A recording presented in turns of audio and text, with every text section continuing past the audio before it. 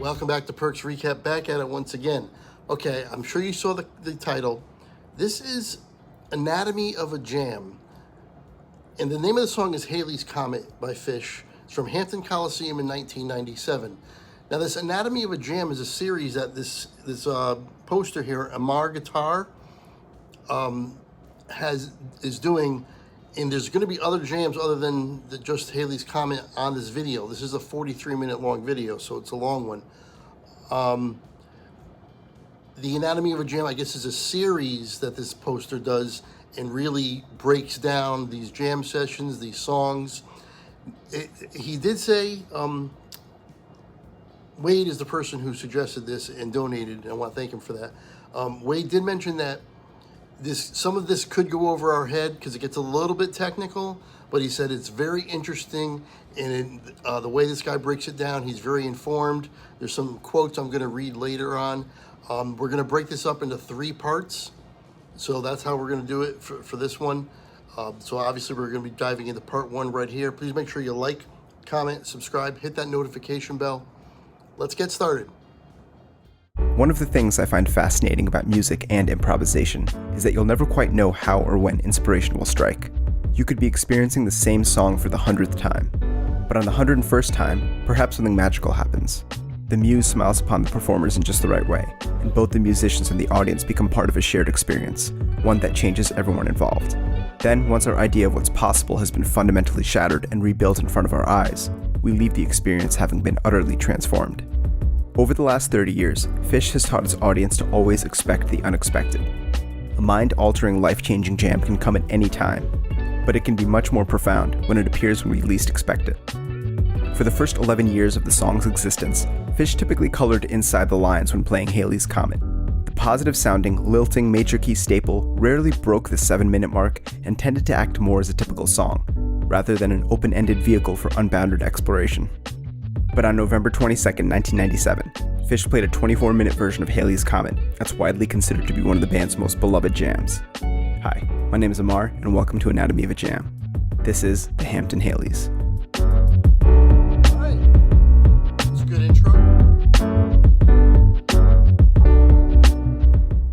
At Doth's, an ordinary pretzel just isn't enough.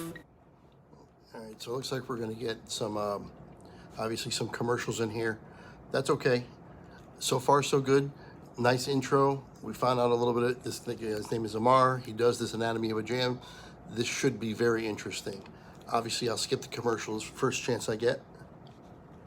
Let's keep going. So they add savory seasoning and tempting buttery flavor into every delicious... Out of the hundreds of songs in Phish's catalog, few have harbored as much confusion amongst fans as Halley's Comet. Even in our modern era, most lyric sites are stumped regarding the actual words the band is singing. And early versions of the Farmer's Almanac and other Phish-related sources have cited the song as an original composition, specifically crediting it as a collaboration between Phish and a mysterious figure known as Nancy Taub. However, Phish.com gives full writing credit, that's both lyrics and music, to someone with the last name Wright, meaning that the song was likely not written by Nancy Taub, and solidifying that Halley's Comet is, in fact, a cover song and not an original Phish composition. This is Nancy Bitterbug Voodoo Coleslaw, otherwise fondly known as just Nancy, the true author of Halley's Comet.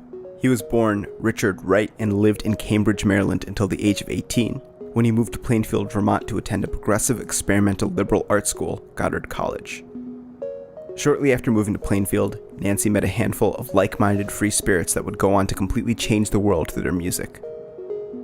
In an interview with Mark Toscano in the first volume of the Phish Companion, Wright described his transformation into and out of Nancy. He said, I quote, "I used to feel that I was a woman, specifically a lesbian trapped in a man's body, and that Nancy was my real name. A psychic later told me that Nancy was actually the name of a lover I had in a past life. I started using the name Nancy on February 25th, 1985, and stopped using it sometime in the autumn of 1990. Wright goes on to say that he doesn't know why he's been miscredited as Nancy Taub for years in various publications, and speculates that there may have been a student at Goddard with that name, resulting in a mix-up that's persisted for decades. Nancy's friend and fellow Goddard student from the 80s, Rael Onecloud, makes a similar assertion. In the early days of Phish, tapers and fans combed through the Goddard student roster and found someone named Nancy Taub, and incorrectly assumed that she was the composer of Halley's. Wright started documenting his musical legacy in the summer of 1985, when he was a host at WGDR, the Goddard College radio station that allowed students to sign out a state-of-the-art Fostex 4-track tape recorder. At the time, he was living with 5 others in a duplex in Montpelier, Vermont, and spent most of his nights staying up, smoking pot, and writing poetry. He had an idea to write a song that included a Mills Brothers type groove, and a vocal style that combined the delivery of Lou Reed, John Lennon, Bob Dylan, Mike Love, and Roger McGuinn. The result was a bizarre yet joyously catchy tune titled I Didn't Know. I didn't know. And I didn't like cheeseburger alley cats near me. Petrified fish disease, I wish somebody'd hear me. I didn't like maple to honey melon watercress. I didn't like fish shoes down my honey watermelon. I didn't seem to miss you when you drank my honey water. And even showed a picture, showed it down my honey's border. Richard was a piano player and used to sing in a church choir. His father also sang barbershop, so his own talents as well as his familial influences had taken a hold of him during the songwriting process. Wright was also a fan of big bands, seeing that I Didn't Know contains a direct parody of Glenn Miller's 1941 hit, The Chattanooga Choo Choo. Pardon me, boy, is that the Chattanooga Choo Choo? Yes, yes, track 29. Boy, you can give me a shine. Although Wright mentions that the lyrics to I Didn't Know don't have much concrete meaning, Cheeseburger Alley Cats is self-referential. Turns out that he and one of his roommates used to go dumpster diving behind the McDonald's on Bar Montpelier, until they got caught by the establishment's manager, a young, sinister-looking gentleman with bangs who they nicknamed Evil Shirley Temple. And Black Corners Come Seize Me is a reference to the unexplored places in our mind, which was inspired by chemical psychedelic experiences. Later that summer, Wright walked around Montpelier and noticed, quote, you couldn't go anywhere in town without seeing a reference somewhere to Halley's Comet. Halley's Comet, or as it's known to astronomers, 1P Halley, was set to make an appearance in 1986 as part of its 76-year orbit through our solar system. 1P... I go back 10 so we don't miss anything. Just mentioning real quick, Halley's Comet in 1986. I remember that being a huge deal in school. I remember teachers talking about it.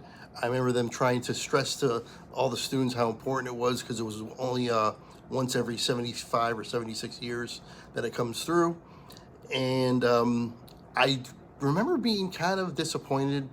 I guess you can kind of see it. Well, I couldn't really make it out too well, but I was expecting this big, like the what we see right here on the picture right now, something that profound, and I really didn't see it like that.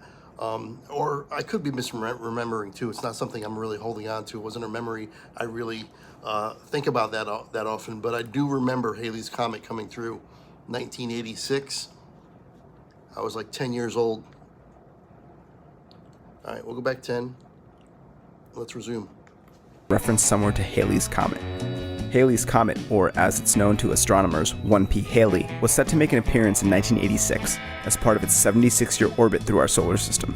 1P Halley is unique since it's the only short-period comet that's visible to the naked eye, as well as being the only such comet that can be viewed twice in the same human lifetime.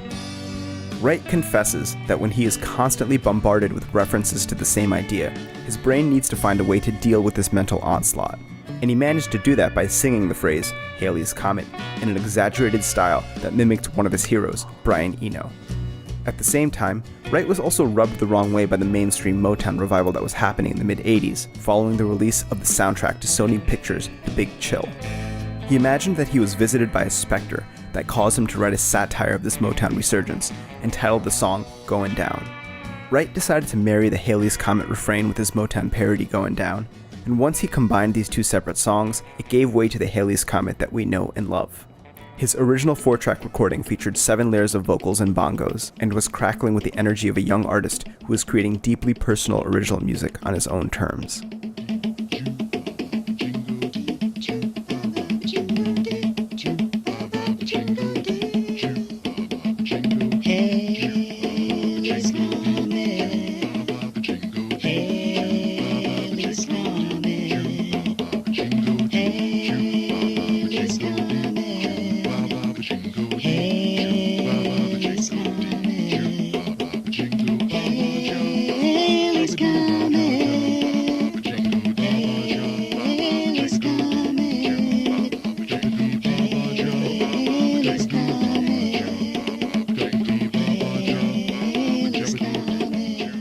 can instantly hear the influence of Brian Eno's Another Green World on Nancy.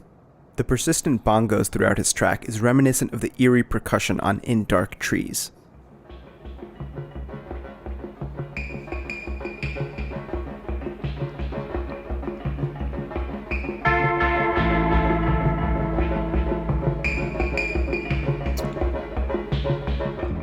And the vocal delivery on Halley's Comet is similar, albeit a tad more lighthearted, than Eno's delivery on Golden Hour. I've seen the evening slide away, watching the signs taking over from the fading day, changing water into wine. Several times I've seen the evening slide away, watching the... Wright has a largely utilitarian view of the lyric writing process. He said, "As far as I'm concerned, lyrics exist just so the singer can have something to sing.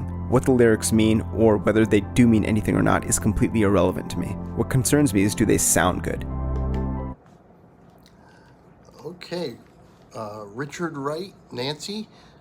I would have to say that I feel very similar about lyrics. What the lyrics mean, or whether they do mean anything or not, is completely irrelevant to me. Is, do they sound good? I've said this before, where the lyrics themselves don't mean too much to me most of the time. I'm here for the music. I want to hear music. And if they are, if the vocals, no matter what they're saying, accompany the music and it goes well with it, even if you don't know the lyrics or you're not singing along, you can view the vocals almost as like another instrument, because that's the instrument of the singer, is their voice. Just because you're not playing an instrument, an actual instrument, doesn't mean that it can't be used in that way. And that's kind of how I feel about lyrics. So particularly what they are saying and what they mean sometimes doesn't really mean that much to me. Sometimes it does, but for the most part it doesn't. But the voice as another instrument in the song, if it goes well and fits well and is especially sung by a good singer, then I can really enjoy them.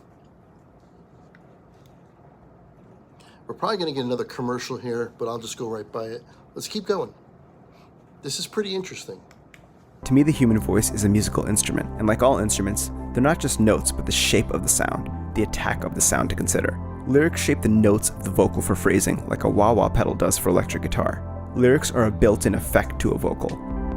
So as with any instrument, you start out with just the notes. The vocal equivalent of this is scat singing or humming. You shape the sounds of each note a bit more intricately, and voila, you get lyrics. With this in mind, Wright still gave fans insight to what some of the lyrics in Halley's actually mean. "Knock on my window, link up the chain" refers to the chain that was hanging on his window in his Montpelier apartment. "It's gotta be easy, no splinters, no pain" was an effort to subvert the cliche no pain, no gain, and rather to strive for gain without pain. Fake Strawberry Goo described Wright's criticism of the commercialized aspect of the mid-80s Motown revival, and is perhaps a slight nod to Little Richard's Tutti Frutti. "Don't be blamin' Eat My Kazoo" sounds like a pretty innocent, goofy line, but it has some darker undertones.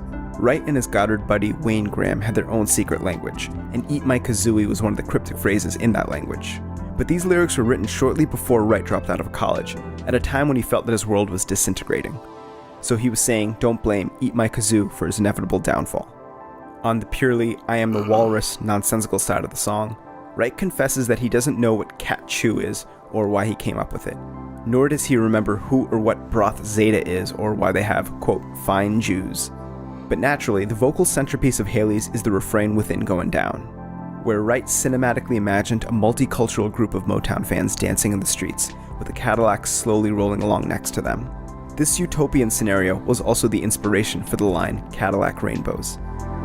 To members of the younger generations, the obsession with Cadillacs may seem like a bit of a relic, but back in the day, the Cadillac was the penultimate status symbol for Motown stars. As Mary Wilson, the founder of the Supremes, once said, "As soon as a writer, producer, or performer got his first check, it was as good as endorsed over to the local Cadillac dealership." Every new grill. Okay, so here's another commercial, as I suspected. But so far, so good. Very, very interesting. Amar, introduce himself at the beginning of this. This is his series. He does a lot of good research and got a lot of good information. In fact, let me see if I can call some of it up here. I might have to wait for it to come back. Yeah, I have to wait for the video to actually come back. But once it does, I'm going to pause it again real quick, and I want to read you a couple of the comments that are in here and some of the things that they say, because there's some quotes in there that are very, very interesting. So I'll skip it as soon as I can and then pause it again. Deserves to be christened. Do it. Most Phish fans would probably... All right, let's see here.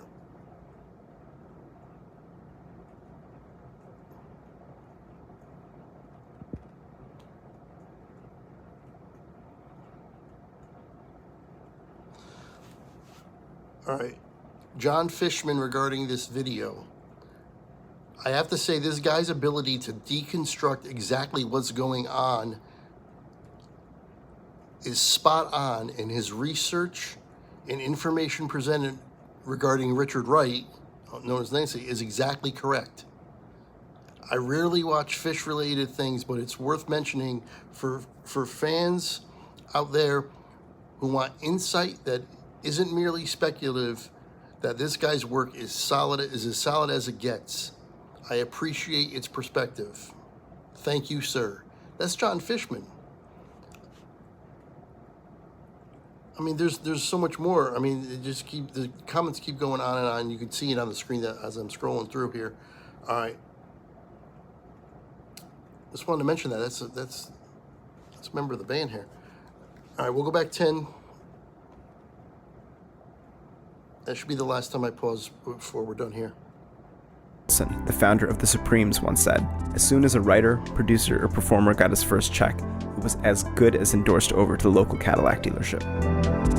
Most Phish fans would probably agree that I Didn't Know and Halley's Comet are quintessential songs in Phish's catalog, and that they truly embody the joyous, freewheeling nature of a band that manages to take everything seriously, yet nothing seriously. As it turns out, Wright wrote both of these songs before he had really gotten to know all of the members of Phish. Their paths would inevitably cross since they all lived in a fairly small community, and one Goddard student, Jim Pollock, was a nexus for their meeting.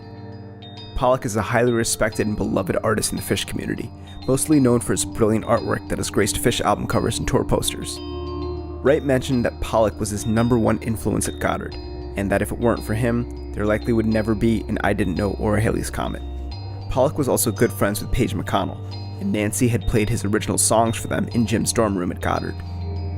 Pollock had also played Nancy a tape of Phish playing at Hunt's, a bar in downtown Burlington, so the circle had begun to close. Nancy recalls that he was immediately impressed by Phish's progressive rock influence, especially since prog wasn't considered hip in the mid-'80s, even amongst many musicians. When Trey and Wright first met, Trey asked him if he was Nancy. Wright replied yes and asked Trey if he was the guy he heard on the Phish tape that sounded like Zappa, which made Trey laugh. It turns out Wright wasn't talking about Trey's guitar playing, but rather the sound of his voice that reminded him of Frank. Trey formally asked Nancy if Phish could cover Halley's Comet, and once he said yes, Phish spent months learning how to play it. Phish took some minor liberties with their cover of Halley's Comet.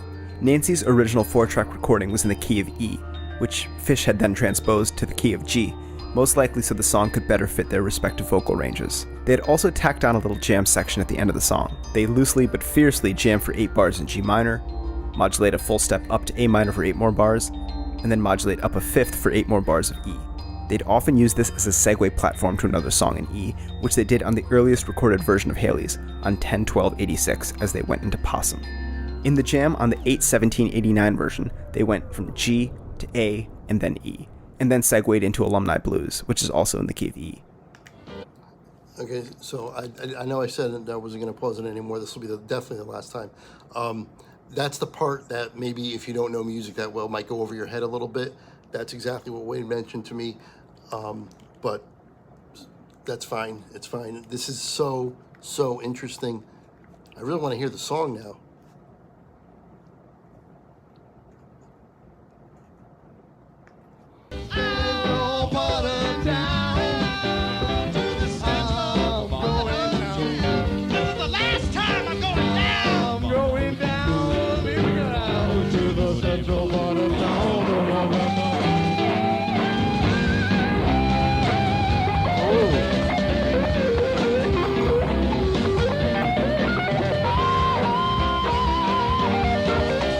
Listen to that guitar.